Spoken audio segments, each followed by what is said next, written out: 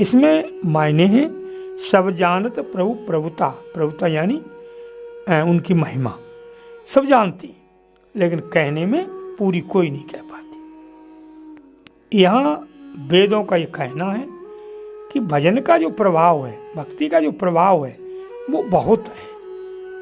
हाँ, भक्ति का जो भजन का प्रभाव है वो बहुत है, उसकी कोई उपमा नहीं है कितना है। भजन कभी ज़्यादा नहीं हो जाता। आप रोटी खा लोगे, अन्न खाओगे तो नुकसान कर जाएगा, ज़्यादा हो जाएगा, ज़्यादा खाओ नुकसान हो जाएगा। कोई भी काम करोगे थक जाओगे, लेकिन भक्ति कभी नुकसान नहीं होता भक्ति को, और कभी भक्ति ज़्यादा नहीं होती। भक्ति कितनी भी कर लो कम ही है, और भक्ति में कभी थका नहीं जाता। संसार के काम में हम थक जाएंगे, लेकिन भक्ति में हम कभी थकते नहीं हैं। ये विशेषता है भक्ति। कहते हैं इसमें ये भी नहीं सोचना चाहिए कि अरे हमने कुछ नहीं कर पाया, क्या करूं। भैया भगवान की जो भक्ति है अगर थोड़ी भी हो जाए, ज़्यादा तो ये कभी होती नहीं, थोड़ी भी अगर आप समझ लो कर लो तो वो भी आपको भवसागर से पार कर देगी। यानी जिस सच्चे मन से अगर आपको 1 मिनट भी सच्चे मन से भगवान का नाम ले भी जाए तो वो भी आपको पार उतार देगा। यहाँ एक दृष्टांत आता है, मतलब आपको बता देते हैं कि एक व्यक्ति था बहुत विपर, मतलब नास्तिक, वो कभी भगवान का नाम ही नहीं लेता था। तो उसके पिता को बड़ी चिंता रहती थी कि मेरा बेटा भगवान का नाम ही नहीं लेता, क्या करें। तो संत के पास गए, बोले महाराज मेरा बेटा भगवान का नाम ही नहीं लेता, एक बीवेर भगवान का नाम नहीं लेता, और नास्तिक तो है ही है, लेकिन मैं सोचता हूँ नास्तिक बना रहे, लेकिन एक आध बार भगवान को नाम तो ले। हमारे घर में सब भक्ति करते हैं और ये ऐसा कपूत हुआ है कि भगवान का नाम ही नहीं लेता। संत बोले कोई बात नहीं, मेरे पास कर दो। तो वह संत के पास उस बेटे को छोड़ दिया। तो बेटा बोला महाराज मैं आपकी सब इच्छा का, सब आज्ञाओं का पालन करूंगा, लेकिन मुझसे राम का नाम मत लिवाना। बोले ठीक है, नहीं लिवाएंगे। क्या नहीं लिवाएंगे? राम का नाम। अब 2 बार तो खुद ही कह दिया। अब उसने भाव से नहीं कहा, जबरदस्ती कहा। एक दिन क्या हुआ, वो चले गए तो संत जी पिता छोड़ के चले गए। अब संत जी ने कहा बेटा तुम्हें ऐसा क्या है, क्यों नहीं भगवान का नाम लेते? बोला महाराज मैं नहीं ले सकता। बोले तो कोई बात नहीं, एक बार तो मेरे कहने से कह दो राम, एक बार। एक बार कहने से क्या हो जाएगा? बोले बस तुम एक बार कह दो। तो उन्होंने कह दिया ठीक है, एक बार कह दिया मैंने राम, बस। अब जब कभी तुम्हें कोई परेशानी हो, यानी जब तुम यहाँ से संसार छोड़ के जाओ, तब तुमसे कोई पूछे कि तुमने कुछ नहीं किया, धर्मराज तुमसे पूछेंगे कि तुमने कुछ नहीं किया, तब कह देना कि मैंने एक बार राम का नाम लिया है। उस राम के नाम से एक बार, उसकी कितनी महिमा, एक बार कहने से राम के नाम की महिमा कितनी है सो हमें बता दो। मैंने केवल एक बार ही लिया है, लेकिन उसकी एक बार नाम लेने से कितना मिलता है, ये संत ने समझा दिया। और अंतोगत्या वो था नास्तिक ही, राम का नाम उसने फिर नहीं लिया, लेकिन एक बार ही महाराज जी ने लिवा दिया जबरदस्ती। अब वो मरा, जब समय आया उसका, तो यमराज ने पूछा कि तुमने क्या कोई कर्म अच्छा किया है? बोले महाराज हमने कोई अच्छा काम नहीं किया, एक बार राम का नाम लिया है, एक बार राम नाम की हमें जो फायदा होती है वो दिलवा दो, बाकी फिर पाप तो हमारे हैं ही। एक बार राम नाम लेने से जो मिलता है मुझे दिलवा दो, उसके बाद फिर तो नरक तो भोग नहीं है हमें। अब राम के नाम की एक बार में क्या है महिमा, क्या फल है उसका? धर्मराज बोले तो हम भी नहीं जानते कि एक बार में क्या फल है। बोले नहीं महाराज जानते तो फिर बताओ, मैं ले चलो, जहाँ जो जानता उससे बतवा। फिर ले गए भगवान शंकर के पास। शंकर ही बोले भैया एक बार नाम लेने का जो महत्व है वो तो हम ही नहीं जानते, क्योंकि इतना है कोई कह ही नहीं सकता। अंतोगत्या वो भगवान के पास गए, यमराज उस बच्चे को लेके, तो वो कहने लगे कि भाई एक बार नाम लेने का फल क्या है? तो भगवान बोले धर्मराज से तुम्हारी अबू आंखें फूट गई, एक बार नाम लेने का फल यही है कि पापी भी होते हुए वैकुंठ में आ गया एक बार नाम लेने से। तो भैया भक्ति कैसी भी कर लो, कितनी भी कर लो, वो तुम्हें हानि नहीं देगी, देगी तो लाभ ही देगी। अनीह माने कोई इच्छा नहीं, अनीह यानी बिना इच्छा के, बिना संकल्प के, वो अनीह, उसे अनीह कहते हैं। ये शब्द अनीह किस में जुड़ता है, किसके लिए अनीह कहेंगे? अनीह आदमी को नहीं कहते, अनीह है ब्रह्म, भगवान को अनीह कहते हैं क्योंकि उनमें कोई इच्छा नहीं है। अरूप, उनका कोई एक रूप नहीं है। अनामा, उनका कोई एक नाम नहीं है। एक, अनीय, अरूप, अनामा। अज, अज कहते हैं बिना जन्म के, उनका जन्म भी नहीं होता। तो महाराज फिर ये अवतार कैसे लेते? भैया उनका जन्म नहीं होता, वो तो अपनी इच्छा से भक्तों के लिए आते हैं। उनका जन्म प्रकृति के अनुसार नहीं है। अब हम लोगों को तो जन्म लेना पड़ेगा क्योंकि हमारे संकल्प इतने हैं, तो हमें तो जन्म लेना पड़ेगा। लेकिन उनको ये जरूरी नहीं है कि भगवान को जन्म लेना पड़ेगा, नहीं, वो अपनी इच्छा से जन्म लेते हैं।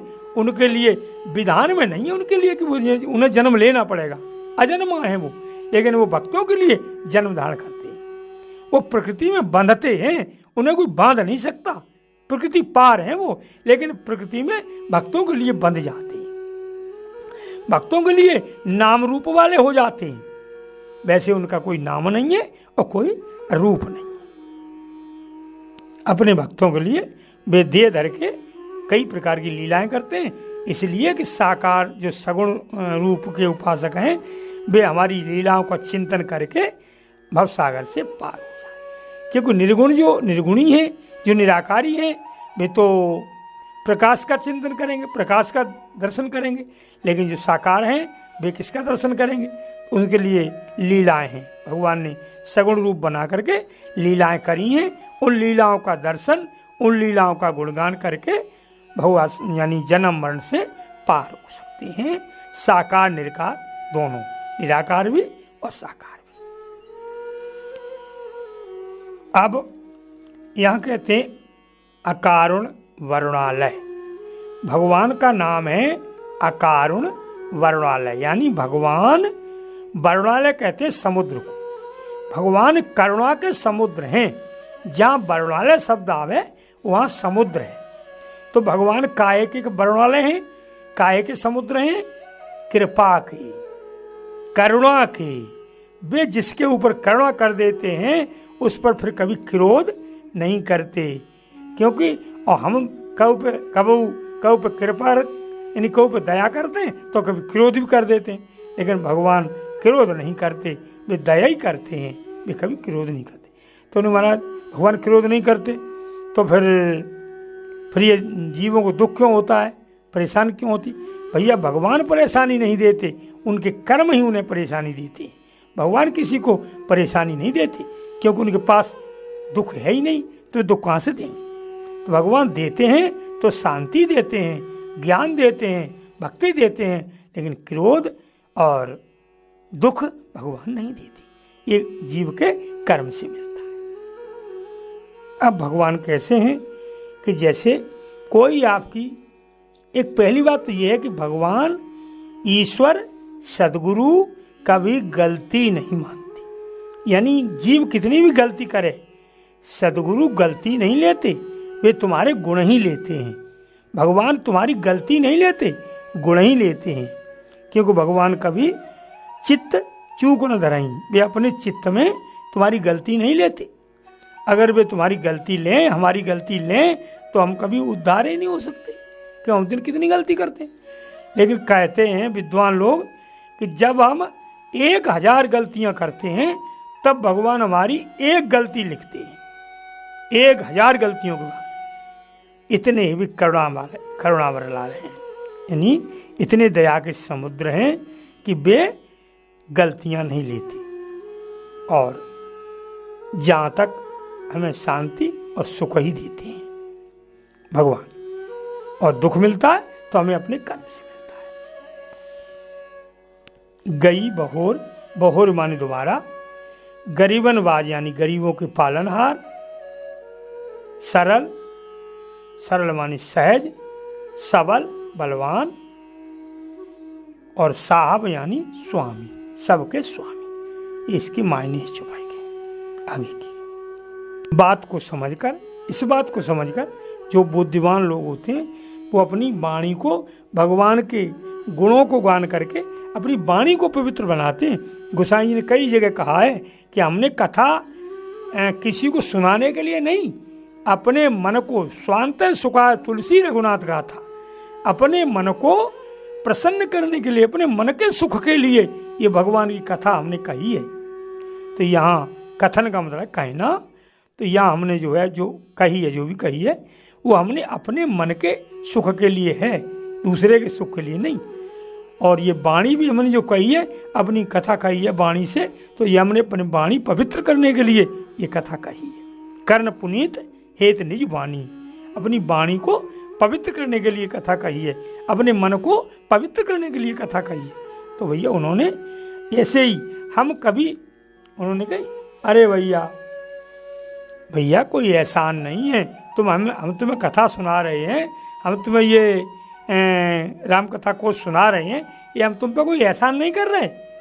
हम अपनी वाणी को पवित्र करने के लिए, अपने समय को सद समय करने के लिए, अपने समय को सदगर्त करने के लिए, अच्छा बनाने के लिए, सुकृत बनाने के लिए आपको सुना रहे हैं। 1 घंटा हम आपको सुनाते हैं तो 1 घंटा जो हमारा समय है वो सार्थक हो जाएगा, बेकार नहीं जाएगा।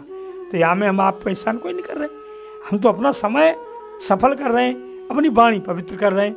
हाँ, आप अपने लिए कुछ भी मान लो वो बात अलग है। ऐसे ही गोसाई जी कह रहे हैं कि हम किसी पर कोई एहसान नहीं कर रहे, हम अपने लिए ही गा रहे हैं और अपने लिए ही सुन रहे हैं। अब यहाँ में है प्रथम यानी पहला, कीर्ति भगवान की कीर्ति, और सुगम मानी सहज, और गाई तो गाई, गाना कहना।